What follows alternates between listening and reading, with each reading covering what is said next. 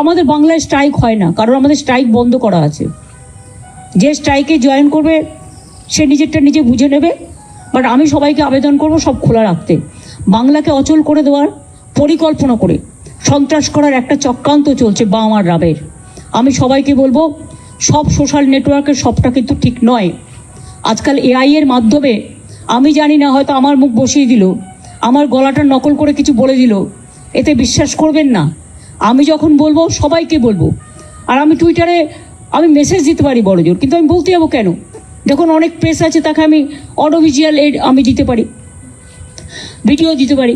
সুতরাং আপনাদের আমি এটা বলবো বারে বারে যে টোটাল সোশ্যাল নেটওয়ার্কে যেমন একটা প্লাসও আছে, মাইনাস হচ্ছে সাইবার ক্রাইমের একটা বড় জায়গা। কেউ কেউ ভাবছে মিথ্যে কথা বলে আমার ইউটিউবের চ্যানেলটার দর্শক বাড়িয়ে নিই এবং বাড়িয়ে নিয়ে আমি একটা ইনকাম করতে পারবো, এটা একটা ব্যবসা হয়ে গেছে। কিন্তু ব্যবসা করতে গিয়ে মিথ্যা অপপ্রচার করে আগুন লাগিয়ে দেওয়া, সাম্প্রদায়িকতা করা, দেশের, মনে রাখবেন, দেশের যে ঐক্য, মাতৃভূমিকে অপমান করা, অসম্মান করা, এটা ঠিক নয়।